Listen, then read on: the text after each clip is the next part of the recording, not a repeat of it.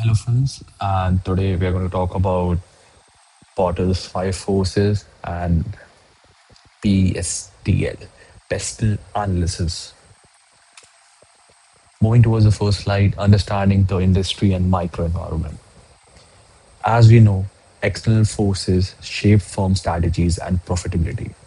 Consultants use structured tools to assess threats and opportunity. So when we talk about why we're learning these Potter's five forces or PESTEL, is basically how a company can sustain and get a leverage over other competitors in the market. So, starting with, as we know, these are the tools which helps consultant to assess what can be the major threat, competitors, and how to maintain a strong position in the market. Consultant note. As consultant before, we recommend a strategy. We first understand where the firm operates, the industry dynamics and external environment. Industry dynamics and external environment is very important. When you're running a firm, you should know how and in which way your company can get compromised. Objective. So assess competitive intensity and profit potential, how we can get profit table in the market. And when we talk about what are the five forces are threat of new entries. Second is bargaining power of the suppliers. Third is bargaining powers of the buyers. Threat of substitutes, a rivalry amongst existing competitors. These are the five things. When we go deep in these topics, are threat of new entries. So let's say you are running company. Let's say company is let's say we can start a company in Zepto and already Blinkit are already in the market. Let's say third company gets into it. That the third company can be hyper active. That is a new company hyperactive. So that can be a new threat to these two competitors. They are already competing with each other. Now they have a third competitor known as hyperactive. Hyperactive delivery basically it's a quick commerce e-commerce market they're entering in, and they promise to provide you any type of groceries or any type of items within 5 minutes. So their proposal is that now there's a third competitor in the market. So this is new thread. Bargaining of suppliers. The suppliers you are having are now in power. They're asking to increase their prices. So now what you have to do, you have to compromise it by increasing your own cost product. So let's say, um, as for example, I'm the CEO of hyperactive company. We need scooties or we need bikes to give our to new employers who are going to work for us in this market. So let's say the place where I bought the bikes, they're increasing the price of the bike. That's a huge impact on me. So I have to expend extra in getting those bikes for the for my employers, for my employees.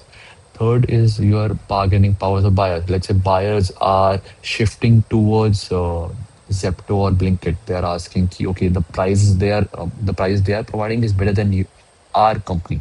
So let's say if they are selling uh, soft drink for 20 and other is selling for 19 or 18, but we have set up prices for 21.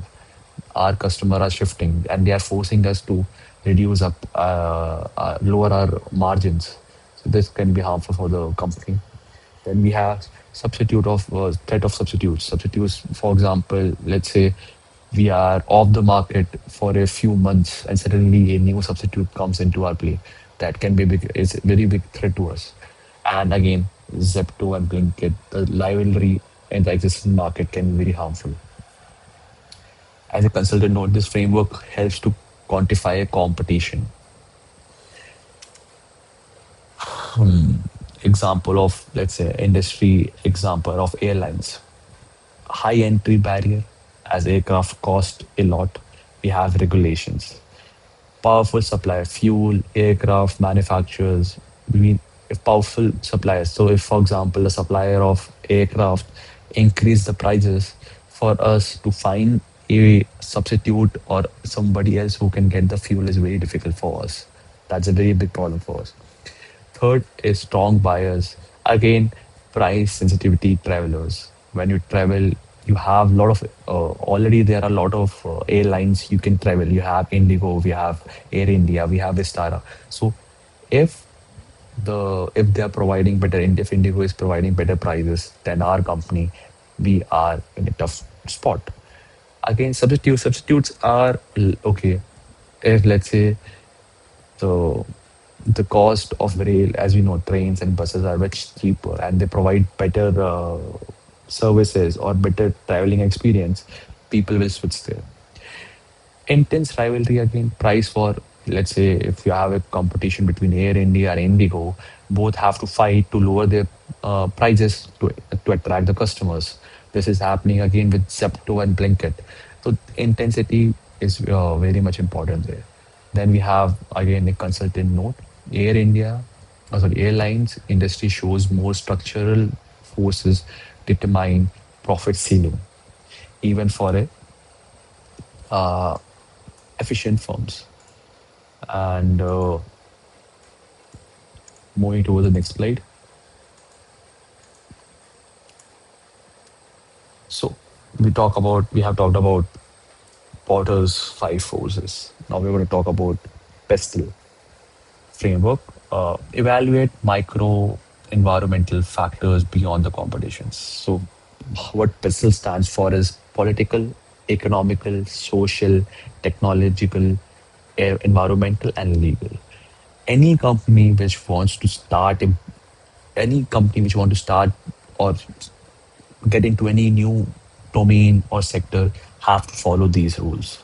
Any good idea is nice, but implementation requires a PESTEL framework: political, economical, social, technological, environmental, and legal. What is political? What are the tax we are getting to? For example, airlines have to pay a lot of taxes. There are a lot of regulations to follow. Economical, buying an airline, buying aircraft is a very big, what you call liability, or it's in that right now. If you talk about the cost of aircraft is very high. Socially, let's say after a aircraft accident, people started shifting towards trains and buses. This might be a possibility. Technological.